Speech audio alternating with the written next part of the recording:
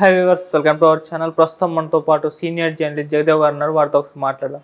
Sir నమస్కారం. Sir నమస్తే sir Shahrukh Khan గారి డుంకీ మూవీ అండ్ ప్రభాస్ గారి సాలార్ మూవీ, ఇప్పుడు ఈ రెండు మూవీస్ కూడా ఒకరోజు గ్యాప్తో రిలీజ్ కాబోతున్నాయి. సో సోషల్ మీడియాలో చూస్తున్నాం, ట్విట్టర్లో చూస్తున్నాం, ఇవంతా వీటి మధ్య వార్. ఇటు డుంకీ సాలార్ని తొక్కేస్తుంది, అక్కడ మీడియా వాళ్ళు సాలార్ డుంకీని తొక్కేస్తుందని చెప్పేసి ఇక్కడ మీడియా వాళ్ళు ప్రచారం చేసుకుంటున్నారు. మరి ఇప్పుడు డుంకీ వర్సెస్ సాలార్ ఏది గెలిచే అవకాశం ఉంది? దేనిపైన ఎక్కువగా ఇప్పుడైతే హైప్ ఉంది సార్ మీ ఒపీనియన్ ప్రకారం? అసలు డుంకీ ఆయన పేరు రాజ్ కుమార్ హిరానీ గారు. అసలు ఆయన దర్శకుడు అని అనకూడదేమో ఆయన్ని, అంటే అంతకన్నా మించి. ఎందుకంటే ఆయన తీసిన కొద్ది సినిమాలే, ఇప్పుడు మునాభాయ్ ఎంబీబీఎస్, 3 Idiots, పీకే ఇలాంటి సబ్జెక్టులు చూసుకుంటే అసలు ఇలా కూడా ఆలోచించవచ్చా, ఇలా కూడా తీయొచ్చా, ఇది అవును కరెక్టే కదా, ఈ టాపిక్ ఇది ఎవరు టచ్ చేయలేదేంటి, పైగా మన పక్కనే ఉన్న టాపిక్, అది మన ఇంట్లో ఉన్న టాపిక్కే, మన పక్కింట్లో జరిగిన విషయమే. దాన్ని అంత అద్భుతంగా ఎలా చిత్రీకరిస్తాడు, ఆయన ఎలా ఆలోచిస్తాడు, దీనికోసం ఆయన తపస్సు చేస్తాడా లేదా దేవుడిని వరమిస్తాడా అనే ఆలోచించే వ్యక్తుల్లో నేను ఒకడిని. ఎందుకంటే మీరు ఇంతవరకు ఏది తీసుకున్న దేనికి అవే సాటి కదా. అట్లాంటి అద్భుతమైన డైరెక్టరు నిజంగా చాలా గ్యాప్ తర్వాత మళ్ళీ వస్తున్నారు కదా. సో ఖచ్చితంగా బిగ్గెస్ట్ సోషల్ ఎలిమెంట్ ఏదో ఉంటుంది, మనకు తెలిసిందే, మనకు నచ్చేదే, మన పక్కన జరిగేదే, మన ఇంట్లో ఉండే విషయమే మీద ఏదో ఉంటుంది. సో దాన్ని పక్కన పెట్టడానికి లేదు. ఇకపోతే ఆయన షారుఖ్ ఖాన్ ఎంచుకున్నాడు ఈసారి. అమీర్ ఖాన్ కాకుండా షారుఖ్ ఖాన్ తీసుకున్నాడు. షారుఖ్ ఖాన్ కూడా జవాన్తో ముందు నుంచి పాన్ ఇండియా స్టార్ అయినా కానీ షారుఖ్ ఖాన్వి ఏదో తెలుగులో డబ్ అయితే ఆడేవే తప్ప ఎప్పుడు అది కూడా హిందీలో హిట్ అయ్యి తెలుగులో డబ్ అయితే.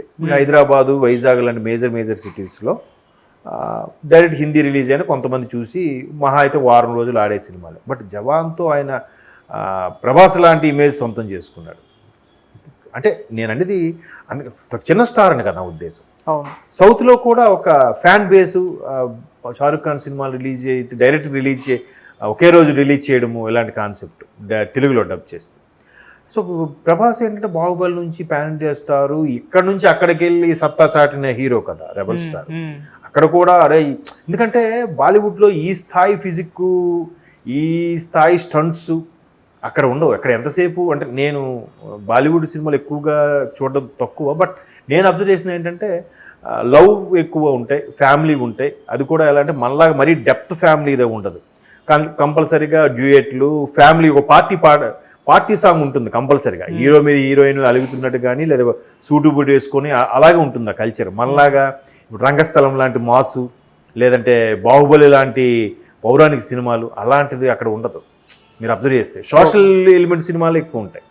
సో మనది ఏంటంటే అన్ని రకాలు ఆల్ మిక్సర్ అన్ని రకాలు ఉంటాయి కాబట్టి మన వాళ్ళు అక్కడికి వెళ్ళిపోయి అత్తా చాటారు, ఆస్కార్ వరకు వెళ్ళిపోయారు మన కదా RRRతో. సో ఇప్పుడు ఏంటంటే దేనికి పోటీ అనే దీని మీద కాన్సెప్ట్ తీసుకుంటే మనోళ్ళు కూడా తక్కువేం కాదు. ఇంకోటి ఏంటి, మనది ఒక ప్రాంతీయ భాష అయింది కూడా పాన్ ఇండియా స్థాయిలో డెవలప్ అయ్యాం. వాళ్ళు హిందీ బేస్ చేసుకొని ఆల్రెడీ ఎక్కువగా మాట్లాడే భాష హిందీ కాబట్టి దాని మీద క్లిక్ అవ్వడం పెద్ద గొప్ప కాదు. ఒక ప్రాంతీయ భాష మీద క్లిక్ అవ్వడమే గొప్ప కాదు జనరల్గా ఆలోచిస్తే. అవును. సో దేనికదే నేను టాలెంట్, దేనికదే యాక్టింగ్ ఒప్పుకుంటాను.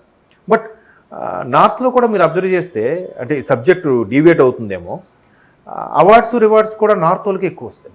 ఇప్పుడు సైఫ్ అలీ ఖాన్ లాంటి వ్యక్తికి పద్మశ్రీ ఇచ్చారు, ప్రియాంక చోప్రా లాంటి వాళ్ళకి పద్మశ్రీ ఇచ్చారు, నేషనల్ అవార్డ్స్ అన్నీ వాళ్ళకే వస్తుంటాయి. మన దగ్గర ఇంతమంది సీనియర్ ఆర్టిస్టులు ఒకరికైనా వచ్చిందా? జయసుధ గారికి ఈ రోజుకి ఏం రాలేదు. ఎస్ జానకి గారు అయితే ఎంత దౌర్భాగ్యం అంటే, ఆవిడ లాంటి సింగరు పాన్ ఇండియాలో ఎవరు లేరు. లతా మంగేష్కర్ గారు తక్కువ నేను అన్ను, ఆవిడకి భారత కోకిలే ఇచ్చేశారు, భారతరత్న ఇచ్చేశారు. ఈవిడ కనీసం పద్మభూషణ్ మొన్న ప్రకటించారు. మొన్న అంటే ఒక 4 ఏళ్ళ కింద ప్రకటిస్తే ఆవిడ రిజెక్ట్ చేసింది. చాలామంది విమర్శించారు రిజెక్ట్ చేయడం ఏంటని. అంటే ముస్లింలా పాడగలదు, యంగ్ హీరోయిన్లా పాడగలదు, చిన్న పిల్లల మిమిక్రీ చేస్తూ పాడగలదు. ఎవరైనా అలా పాడగలరా? లతా మంగేష్కర్ ఆవిడ సింగరే, కానీ హిందీ మాట్లాడే ఎక్కువ భాష వల్ల ఆవిడ ప్రయారిటీ ఇచ్చేస్తే ఎంతవరకు కరెక్ట్ చెప్పండి? అవును కదా. అలాగే ఆవిడకి ఇచ్చేసి అన్ని నార్త్ వాళ్ళకే అవార్డ్స్ రివార్డ్స్ అన్నీ ఇచ్చేస్తుంటే సైఫ్ అలీ ఖాన్ కన్నా గొప్ప ఆర్టిస్టులు, ఆయన తక్కువ ఆర్టిస్ట్ అని కన్నా ఉద్దేశం, మళ్ళీ వాళ్ళు తప్పుగా తీసుకోకండి, అంతకన్నా గొప్ప ఆర్టిస్టులు మన దగ్గర కూడా ఉన్నారుగా. ఎవరికి వచ్చాయి? తెలుగులో చాలామంది గుమ్మడి అలాంటి యాక్టర్స్ తీసుకుంటే ఎవరెవరికి వచ్చాయంటే ఏం చెప్తారండి? జమున గారు వీళ్ళందరూ చనిపోయారు. ఇప్పుడు ఉన్న ఆర్టిస్టులు కూడా పెద్ద మేజర్గా చిరంజీవి గారికి అలాంటి రజనీకాంత్ గారు లాంటి వాళ్ళకి వచ్చాయి తప్ప మిగతా ఎవరికి వచ్చే వెంకటేష్ గారు నాగా ఎవరికి వీళ్ళ ఆర్టిస్టులు కాదా? సో అలాంటివి తీసుకుంటే నేనైతే ఖచ్చితంగా మన మీడియాగా సపోర్ట్ చేస్తాను. ప్రాంతీయ భాషగా ఉన్న తెలుగు ఇండస్ట్రీ ఈరోజు పాన్ ఇండియా లెవెల్లో స్ప్రెడ్ అయింది. సో సలార్తో అసలు బాహుబలితో ప్రభాస్ ఇమేజ్ ఆ రేంజ్లోకి వెళ్ళిపోయింది. వాళ్ళు ఇప్పుడు మనం తక్కువ చేసి ఎందుకు మాట్లాడుతారంటే వాళ్ళ సినిమాలు బీట్అవుట్ చేస్తాయనా వాళ్ళ ఉద్దేశం. అండ్ మోర్ ఓవర్ గడిచిన 2-3 ఏళ్ళలో తీసుకుంటే బాలీవుడ్ నుంచి ఒక బ్లాక్ బాస్టర్ చెప్పండి. బ్లాక్ బాస్టర్ పాన్ ఇండియా రేంజ్లో మాట్లాడుకున్న బ్లాక్ బాస్టర్ ఏం లేదు. సౌత్ వెళ్ళి అక్కడికి ఆడుతున్నాయి. పుష్ప ఎవరు ఎక్స్పెక్ట్ చేయలేదు. తర్వాత అదే బాహుబలి తర్వాత ఎన్ని పుష్ప, కేజీఎఫ్, కాంతారా మరి మన కార్తికేయ కూడా ఆడింది కదా. కార్తికేయ అసలు అసలు అంటే నిఖిల్ ఒక విధంగా చిన్న హీరో. కార్తికేయ ఏ రేంజ్ అసలు మీరు నమ్మరు. ఒక నార్త్ మీడియా అయితే కార్తికేయ సినిమా తర్వాత బాలీవుడ్ ఇండస్ట్రీని దుమ్మెత్తిపోసింది. అంటే ఎట్లాంటి ఓకదంపుడు. ఒక సౌత్ అసలు మధుర ఎక్కడుంది? నార్త్లో ఉంది.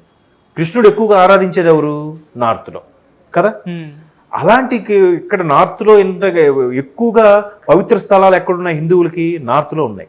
ఇక్కడ ఇంత ఉంటుండగా కూడా ఎంత కల్చర్ స్ప్రెడ్ అయినా కూడా ఒక్కడ కూడా ఇక్కడ థాట్ రాలేదే. ఒక సౌత్ ఇండియన్కి వచ్చిన థాట్ నార్త్ తోడికి ఎందుకు రాలేదని చెప్పి కూడా ఒక మీడియా దుమ్మెత్తిపోసింది కదా. అంటే మరి ఏ రేంజ్లో ఉన్నప్పుడు అలాంటప్పుడు ఈ సౌత్ ఇండియా సినిమాలకు గ్రేట్ అంటారా, బాలీవుడ్ సినిమాలకు గ్రేట్ అంటారా చెప్పండి?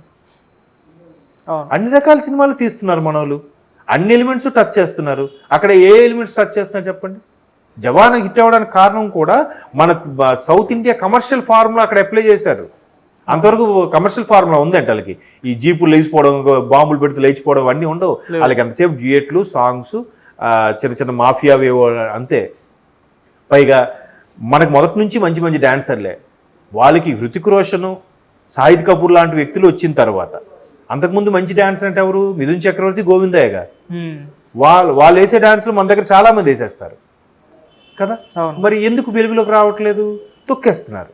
నార్త్లో ఇప్పుడు సౌత్ అంటే చిన్న చూపే, ఏమి ఉండదు. మీరు అప్పుడు చూస్తే కదా ఇక్కడ సినిమాలు చూసి అప్పుడు డిసైడ్ చేసి సర్టిఫికేట్ చేయాలి, కానీ చూడకుండా ఎలా చేస్తారు? ఇక్కడ రాజ్ కుమార్ హిరానీ లాంటి వాళ్ళు ఉన్నారు, డైరెక్ట్లీ కాదనట్లేదు కదా. సో అలాంటప్పుడు దానికి అది ఎలాగా సోషల్ ఎలిమెంట్ రాజ్ కుమార్ హిరానీ గారిది. ఇక్కడ ఇది చూస్తే commercial formula, that Prashanth Neel గారి డైరెక్షన్. అప్పుడు ఫిల్మ్ కూడా ఎలా ఉంటుంది చూసారు? కేజీఎఫ్ లాగా డార్క్ ఉన్న థీమ్ లాగా ఉంటుంది. అవును. ప్రభాస్ కట్అవుట్ ఎక్కడ ఎవరికి ఉంది చెప్పండి? ఆ ఫిజిక్, ఆ పర్సనాలిటీ, ఆ యాక్షన్ ఓరియంటెడ్ మన దగ్గర అన్నీ టచ్ చేస్తావు అంటే ఫ్రెండ్షిప్.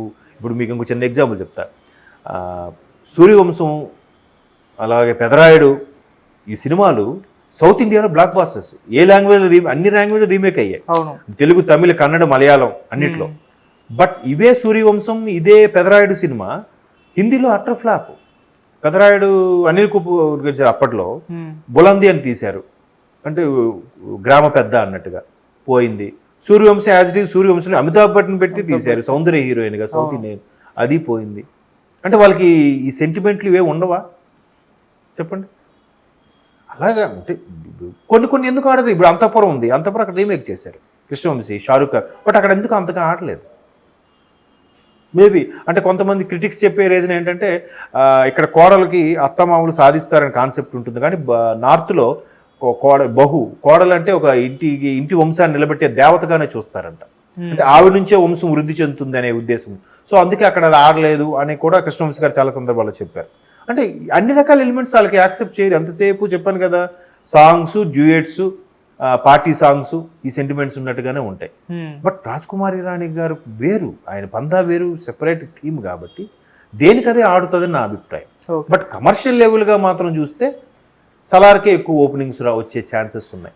రాజ్ కుమార్ హిరానీ గారి తర్వాత ఓటీటీలో బాగా ఆడే ఛాన్సెస్ కనిపిస్తుంది. ఎందుకంటే ఇవాళ రేపు మంచి చెప్తే ఎవరికి కావాలండి? ఎంతసేపు ఆయన అంటే తొడకొట్టడాలు, సుమోలు లెగిస్తే కదా యాక్సెప్ట్ చేసేది, అందరూ సూపర్గా ఉన్నారు అనేది కదా. So దేనికదే separate. బట్ మన దానికి కొంచెం ఒక మార్క్ ఎక్కువ ఇస్తా. అంటే అక్కడ రాజ్ కుమార్ హిరానీ గారిని పక్కన పెడితే ఇట్లాంటి విషయంలో. Okay, thank you so much sir. So viewers, మరి డుంకీ వర్సెస్ సాలార్ రెండు కూడా బాక్స్ ఆఫీస్ వద్ద ఏది ఎక్కువ విజయాన్ని సాధించబోతుందో కింద కామెంట్ సెక్షన్లో తెలియజేయండి. Thank you so much.